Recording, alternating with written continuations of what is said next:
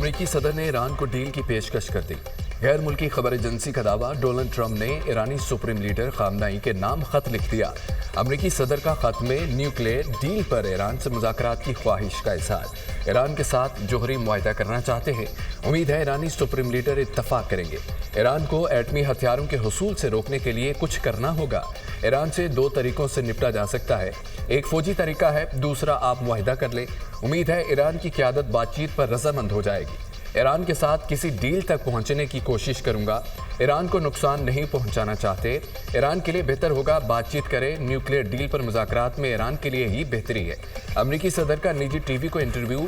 ایران نے Donald Trump کی deal کی آفر مسترد کر دی۔ امریکہ کی جانب سے پابندیوں اور دھمکیوں تلے مذاکرات نہیں ہوں گے، ایرانی وزیر خارجہ۔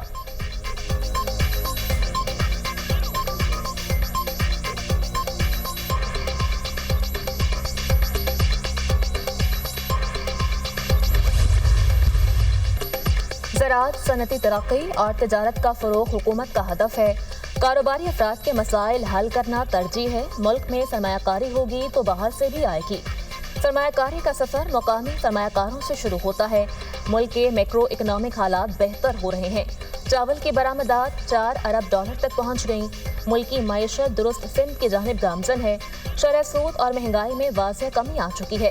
مشاورت کا مقصد معیشت کی ترقی میں تیزی لانا ہے۔ سرمایہ کاری کے فروغ کے لیے سازگار ماحول فراہم کر رہے ہیں۔ حکومت میں جہاں جس کی بھی غلطی ہوگی جواب دہ بنایا جائے گا۔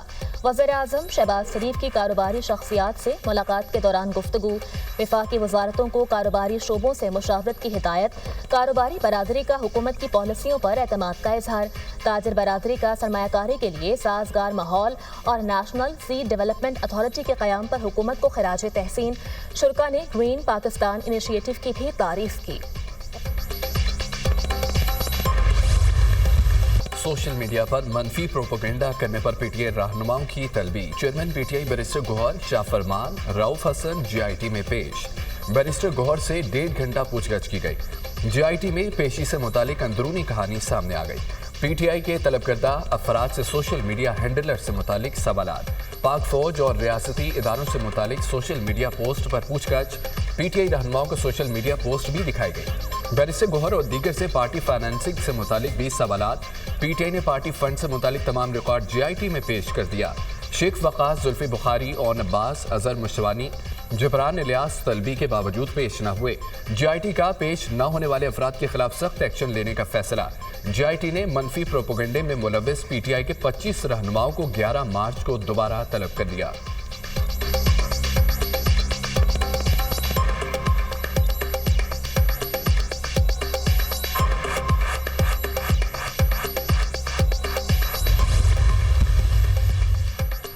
نئے وفاقی وزراء، معاون خصوصی اور مشیران کو قلمدان سونپ دیے گئے۔ ڈاکٹر طارق فضل چودھری کو وفاقی وزیر پارلیمانی امور کا قلمدان تفویض۔ علی پرویز ملک وفاقی وزیر پیٹرولیم ہوں گے۔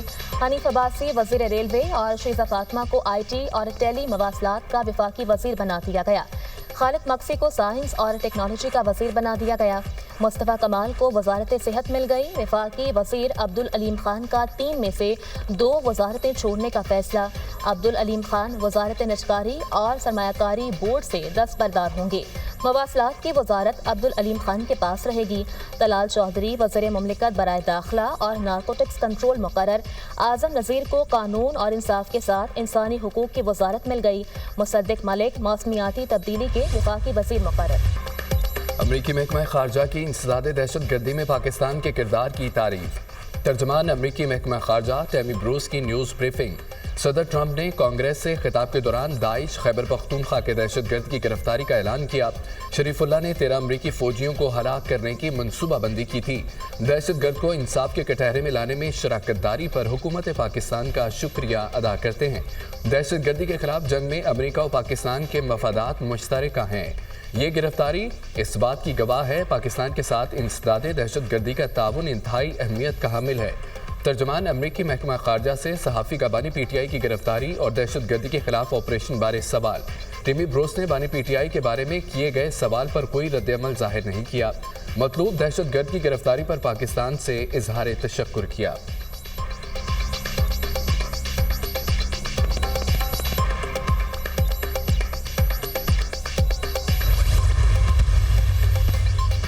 غیر قانونی مقیم غیر ملکیوں کو 31 مارچ تک پاکستان چھوڑنے کی ڈیڈ لائن۔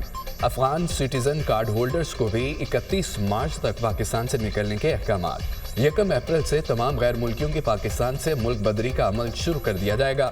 وطن واپسی کے عمل کے دوران غیر ملکیوں سے بہتر سلوک کیا جائے گا۔ پاکستان میں رہنے والے غیر ملکیوں کو قانونی تقاضے پورے کرنا ہوں گے۔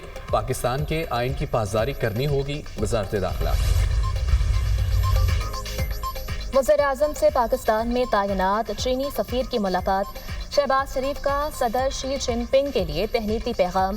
چینی ہم منصب لی کیانگ کے لیے نیک تمناؤں کا اظہار۔ چینی سفیر نے وزیر اعظم کو پاک چین دو طرفہ تعاون کی تازہ ترین پیش رفت سے آگاہ کیا۔ وزیر اعظم کا پاکستان اور چین کے دو طرفہ اسٹریٹجک تعلقات کی مثبت رفتار پر اطمینان کا اظہار۔ چین کے قومی دلچسپی کے امور پر پاکستان کی مسلسل اور غیر متزلزل حمایت کا بھی اعادہ۔ دونوں ملکوں کے درمیان سیکورٹی اور انسدادی دہشت گردی تعاون پر پیش رفت پر بھی تبادلہ خیال۔ چینی سفیر نے ملک میں میکرو اکنامک صورتحال کو بہتر بنانے میں حکومت کی کامیابیوں کو سراہا۔ چین پاکستان کی قومی ترقی کی کوششوں میں اپنی مکمل حمایت اور تعاون جاری رکھے گا۔ چینی سفیر کا اعادہ۔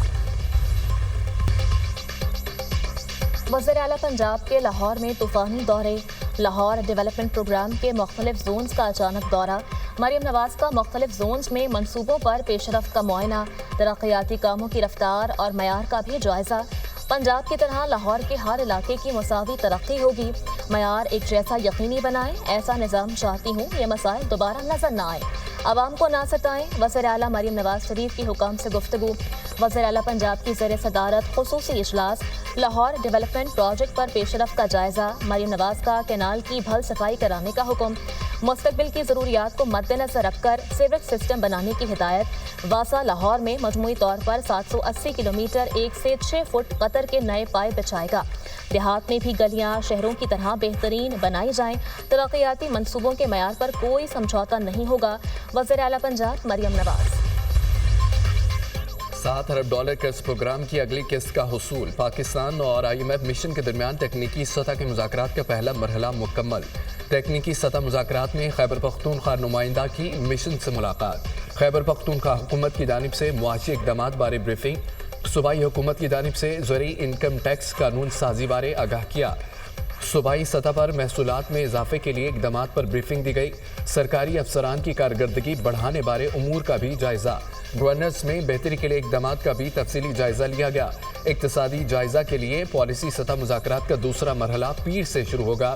IMF سے مختلف وزارتوں ڈویژنز کے مذاکرات۔ IMF کا کیپٹو پاور پلانٹس پر گیس ٹیرف نہ لگانے پر ناراضگی کا اظہار۔ فوری لگانے کا مطالبہ۔ گریڈ اسٹیشن لیوی بھی فوری عائد کرنے کا مطالبہ۔ IMF کی پاور سیکٹر گردشی قرض کنٹرول کرنے کے اقدام کی تعریف۔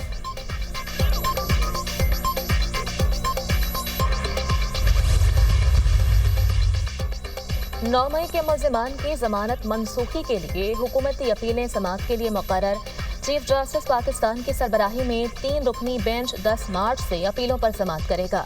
جسٹس مسرت ہلالی اور جسٹس میاں گل حسن اورنگزیب بینچ کا حصہ ہوں گے۔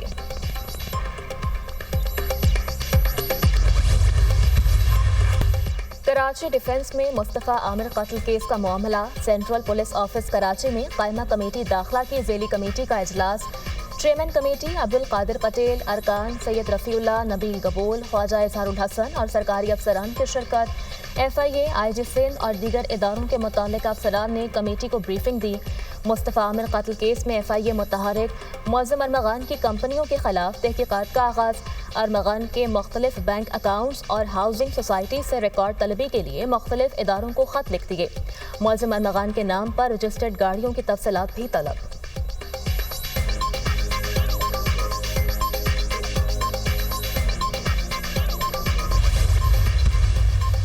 سینیٹر اعجاز چودھری اور سینیٹر اون عباس کے پروڈکشن آرڈر جاری۔ چیئرمین سینٹ نے دونوں رہنماؤں کے پروڈکشن آرڈرز موجودہ سیشن کے لیے جاری کیے۔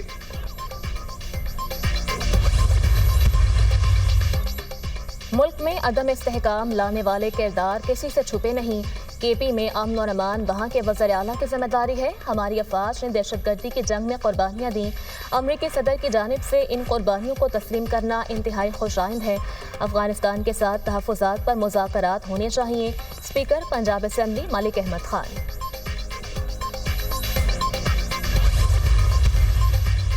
پیپلز پارٹی چولستان والے کینالز کی مخالفت کرتی ہے. ہمیں کسی صوبے کی خوشحالی پر اعتراض نہیں. پیپلز پارٹی چاہتی ہے کہ سندھ کے پانی کی ایک بوند بھی ہم سے کوئی نہ چھینے.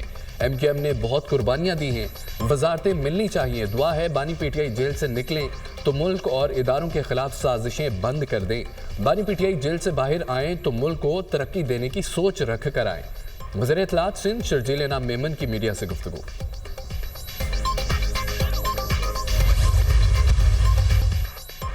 فیفا ورلڈ کپ 2026 کی ٹرافی کی وائٹ ہاؤس میں رونمائی. امریکی صدر نے فیفا ورلڈ کپ کے لیے ٹاسک فورس کے قیام کے لیے ایگزیکٹو آرڈر جاری کر دیا. فیفا ورلڈ کپ کے لیے بھرپور تیاریاں جاری ہیں. فیفا ورلڈ کپ سے $40 ارب سے زائد کا معاشی اثر پڑے گا. ایونٹ سے 2 لاکھ نوکریاں پیدا ہوں گی. امریکی صدر ڈونلڈ ٹرمپ. فٹ بال ورلڈ کپ اولمپک سے بڑا ایونٹ ہے: صدر فیفا. شام میں حکومتی فورسز اور بشار الاسد کے جنگجوؤں میں شدید جھڑپیں. 70 سے زائد افراد ہلاک، درجنوں زخمی. فورسز کا تصادم شام کے شمالی ساحلی علاقے میں ہوا. بشار الاسد کے حامی جنگجوؤں کے حکومتی چیک پوسٹوں پر حملے اور 48 افراد ہلاک ہوئے. شامی علاقوں ترتوس اور حمص میں کرفیو نافذ کر دیا.